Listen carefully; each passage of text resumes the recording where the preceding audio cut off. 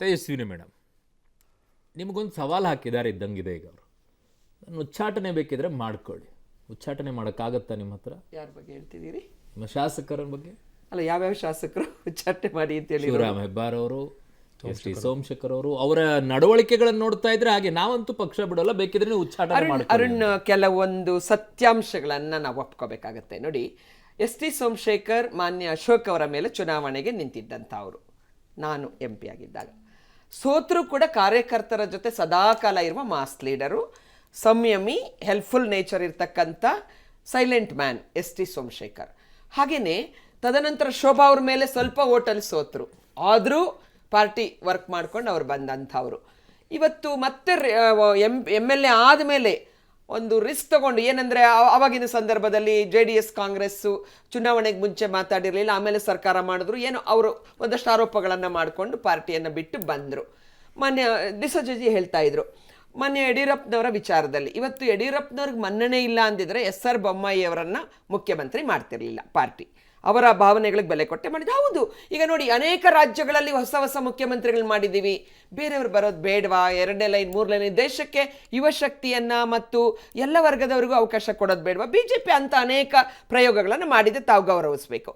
ಎರಡನೇದು, ಇವತ್ತಿನ ಸಂದರ್ಭದಲ್ಲಿ ಹೌದು, ಇವತ್ತು ಕಾಂಗ್ರೆಸ್ಗೆ ಹೆಚ್ಚಿನ ಒಂದು ಸಹಮತವನ್ನು, ಬೆಂಬಲವನ್ನು ಜನ ಕೊಟ್ಟಿದ್ದಾರೆ. ವಾರ್ ಟೈಮಲ್ಲಿ ಯಾರು ಬೇಕು ಪಕ್ಷವನ್ನು ಮುನ್ನಡೆಸಕ್ಕೆ? 66 ಜನ ಶಾಸಕರನ್ನು ಕೊಟ್ಟಿದ್ದಾರೆ, 36% ನಮ್ಮ ಓಟು ಎಲ್ಲೂ ಹೋಗಿಲ್ಲ, ಆದರೆ ಗೆಲ್ಲಕ್ಕೆ ಸಾಧ್ಯ ಆಗಲಿಲ್ಲ. ಇವತ್ತು ಎಲ್ಲ ಟೀಕೆಗಳ ಮಧ್ಯೆ ಕೂಡ ಅಂಡರ್ ಎಸ್ಟಿಮೇಟ್ ಮಾಡಬೇಡಿ ವಿಜಯೇಂದ್ರ ಅವ್ರ ಬಗ್ಗೆ. ಯಾಕೆ ಅಷ್ಟು ಯಾರನ್ನು ಯಾವಾಗಲೂ ಚುಚ್ಚುತ್ತಾರೆ ಅಂತಂದ್ರೆ, ಎಲ್ಲಿ ಶಕ್ತಿ ಇರುತ್ತೋ ಅಲ್ಲಿ. ಇವತ್ತು ವಿಜಯೇಂದ್ರ ಅವರಂತ ಒಬ್ಬ ಯುವ ನಾಯಕರನ್ನ ಮಾಡಿದಾಗ ಪ್ರತಿಪಕ್ಷಗಳಿಗೂ ಅವ್ರ ಮೇಲೆ ಕಣ್ಣಿದೆ.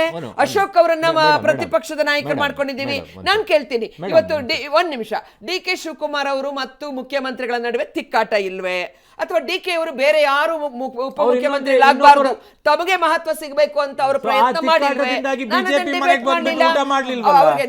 ಅವರಿಗೆ ಬಹುಮತ ಇದ್ರೆ ಸಮಸ್ಯೆ ಇದೆ, ನಾನು ಅದನ್ನ ಹೇಳಕ್ ಹೋಗ್ಲಿಲ್ಲ. ಯಾಕಂದ್ರೆ ಬರುತ್ತೆ, ಅವ್ರು ಅಡ್ಮಿಟ್ ಆದಾಗ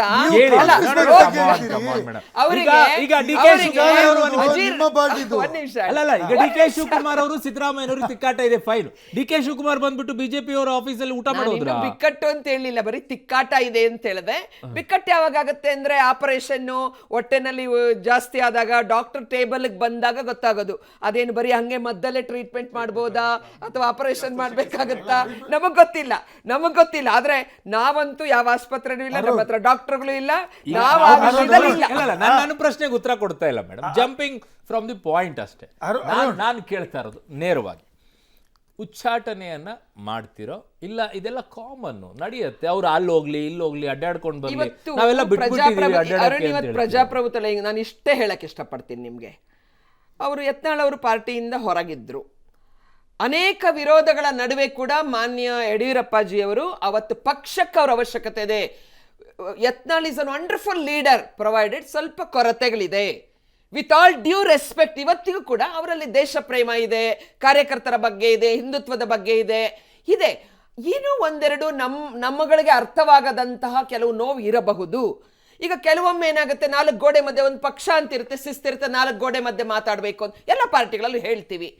ಕೆಲವರು ಈಗ ಎಲ್ಲ ಮಕ್ಕಳು ಒಂದೇ ತರ ಇರಲ್ಲ, ಎಲ್ಲರೂ ಒಂದೇ ಮಾತಾಡ್ತಾರೆ. ಅಸಹ್ಯಕತೆ ಅಲ್ಲ, ನಮಗ್ ನಂಬಿಕೆ ಇದೆ. ಅವರ ನಿಷ್ಠೆ ದೇಶಕ್ಕಿದೆ, ಅವರ ನಿಷ್ಠೆ ಪಕ್ಷಕ್ಕಿದೆ. ನೋಡಿ, ನಮ್ಮ ಅಧ್ಯಕ್ಷರಾದಂತ ವಿಜಯೇಂದ್ರ ಅವರ ಸ್ಟ್ರೆಂತ್ ಏನ್ ಗೊತ್ತಾ? ಅಹಂಕಾರಿ ಅಲ್ಲ. ಪ್ರತಿಯೊಬ್ಬರ ಮನೆಗೆ ಹೋಗಿದ್ರೆ, ಇನ್ಕ್ಲೂಡಿಂಗ್ ಯತ್ನಾಳ್ ಅವರ ಮನಸ್ಸನ್ನ ಅವರು ಗೆಲ್ತಾರೆ. ಅವರಿಗೆ ಪಾರ್ಟಿಗೋಸ್ಕರ ಅವರು ಭೂಮಿ ತನಕ ಬಗ್ತಾರೆ. ಅವರು ಯಡಿಯೂರಪ್ಪನವ್ರ ಮಗ, ಅವರ ಎಲ್ಲ ಕ್ವಾಲಿಟೀಸ್ ಅನ್ನು ತಗೊಂಡು ಬಂದಿದ್ದಾರೆ. ವಿನಯತೆ ಇದೆ, ಶಕ್ತಿ ಇದೆ. ಆದ್ರೆ ಯಾರು ಅಂಡರ್ ಎಸ್ಟಿಮೇಟ್ ಮಾಡಕ್ಕಾಗಲ್ಲ. ವಿಜೇಂದ್ರ ಅವರು ಸಣ್ಣ ವಯಸ್ಸಿನವರು, ಸೋಮಶೇಖರ್ ಅವರ ವಿಚಾರದಲ್ಲಿ ಅಸಹಾಯಕರು ಇಲ್ಲ.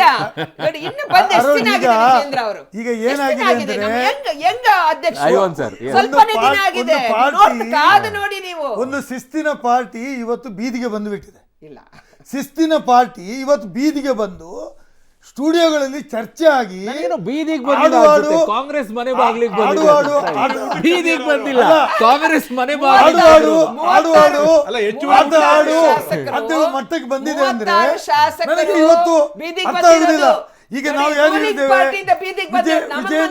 ಬೇರೆಯವ್ರ ಮಕ್ಕಳನ್ನ ಕರೀತಾ ಇದ್ದಾರೆ ಆಯ್ತು ಮೇಡಮ್, ವಿಜೇಂದ್ರನವರು ಸಮರ್ಥ ನಾಯಕರು ಅಸಮರ್ಥ ನಾಯಕರು ಅಂತ ಇವತ್ತು ಅವರು ಸಮರ್ಥನೆ ಮಾಡಬೇಕಾದ ಪರಿಸ್ಥಿತಿ ಬಂದಿದೆ. ಇಲ್ಲ ಇಲ್ಲ ಇಲ್ಲ ಯತ್ನಾಳ್ ಅವರನ್ನು ಕೊಂಡುಕೊಂಡು ಬಂದೆವು, ಈಗ ಅವ್ರು ನಮ್ಗೆ ವಿರೋಧ ಮಾತಾಡಿದ್ದಾರೆ. ಕೊಂಡುಕೊಂಡು ಬಂದ್ರ ಹೌದು, ಮತ್ತೇನು, ಎಲ್ಲಿ ನಮ್ಮ ಹೊರಗಿದ್ರು ನಮ್ಮ ಪಕ್ಷ ಬಿಟ್ಟು ನಾವು ಅವ್ರನ್ನ ಎಳ್ಕೊಂಡು ಬಂದೆವು. ಈಗ ಮನಸ್ಸಿನಲ್ಲಿ ಏನೋ ನೋವಿದೆ ಅವ್ರು ಅಂತ ಬಂದ್ರು, ಹೇಳೋ ಕದ ರೀತಿ- ಮುಚ್ಚಿತ್ತು, ಕದ ತೆಗೆದ್ರು ರೀತಿ ಅಷ್ಟೇ. ಅಂದ್ರೆ ಅವ್ರು ಬಂದ್ರು, ನಾವು ಕದ ನನಗೆ ತೆಗ್ದಿದ್ದಾರೆ, ನೋವು ಅರ್ಥ ಆಗ್ತದೆ. ಹಿರಿಯರಾದಂತ ಯಡಿಯೂರಪ್ಪನವರು ಒಂದು ಬಿಜೆಪಿ ಶಿಸ್ತಿನ ಗೌರವ ಪಾರ್ಟಿಗೆ ಮಾಡಿದ್ದಾರೆ. ಏನೋ ಈ ಸ್ವಲ್ಪ ರೀತಿಯ ಸಿಟ್ಟಿದೆ, ಸರಿ ಮಾಡ್ಕೊತೀವಿ ಅಶಿಸ್ತು ಬಿಡಿ. ಬರ್ತದೆ ಸರಿ ಅಂದ್ರೆ ಮಾಡ್ಕೊತೀವಿ, ನಮ್ಗೆ ಕೂತ್ರೆ ಒಬ್ಬರಿಂದ ಒಬ್ಬನಿಗೆ ನೋಡಿದ್ರೆ ಒಬ್ಬನಿಗೆ ಆಗೋದಿಲ್ಲ. ಆರ್ ಅಶೋಕ್ ಮಾತಾಡಿದ್ರೆ ಯತ್ನಾಳ್ ಒಪ್ಪೋದಿಲ್ಲ, ಯತ್ನಾಳ್ ಮಾತಾಡಿದ್ರೆ ವಿಜೇಂದ್ರ ಒಪ್ಪೋದಿಲ್ಲ, ವಿಜೇಂದ್ರ ಮಾತಾಡಿದ್ರೆ ಅಲ್ಲಿ ಶಿವರಾಮ್ ಹೆಬ್ಬಾರ್ ಒಪ್ಪೋದಿಲ್ಲ.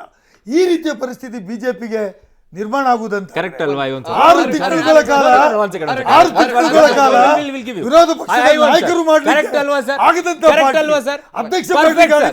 ಅಧ್ಯಕ್ಷ ನೀವು ನಂಬಿಕೆ ನೀವು ನಂಬಿಕೆ ಒಂದೇ ನಿಮಿಷ. ಬಹಳ ಅಸಹಾಯಕ. ಕರೆಕ್ಟ್ ಒಂದ್ ಸೆಕೆಂಡ್. ಹಾಗಿದ್ದಾರೆ ಅವ್ರದ್ದು ಶಿಸ್ತಿನ ಪಕ್ಷ ಅಶಿಸ್ತಿನಿಂದ ವರ್ತಿಸ್ತಾ ಇದೆ ಅಲ್ವಾ ಸರ್? ಅಶಿಸ್ತಿನ ಕೂಪ. ಹಾ, ಓಕೆ, ಡನ್. ನುಡಿದಂತೆ ನಡೀತೀವಿ. ಒಂದ್ ಸೆಕೆಂಡ್ ಮೇಡಮ್, ಒಂದ್ ಸೆಕೆಂಡ್. ನುಡಿದಂತೆ ನಡೆಯುವಂತಹ ಸರ್ಕಾರ ನಿಮ್ಮದಲ್ಲ? ಹೌದು. ಮಾತಿಗೆ ತಪ್ಪದಂತಹ ನಾಯಕರಲ್ವಾ ಸರ್ ನೀವು? ಅಲ್ವಾ ಸರ್? ಹೌದಪ್ಪ. ಕರೆಕ್ಟ್. ನಾವು ಕೊಟ್ಟ ಹಾಗಿದ್ದಾಗ ವಚನ. ಸದನದ ಒಳಗಡೆಗೆ ಸಿದ್ದರಾಮಯ್ಯನವರು ಹೇಳಿದ್ದು ಪ್ರಳಯ ಬಂದರೂ ಸಹ ನಾವು ಅವ್ರನ್ನ ಸೇರಿಸಿಕೊಳ್ಳೋದಿಲ್ಲ ಅಂತ ಹೇಳಿದ್ರು.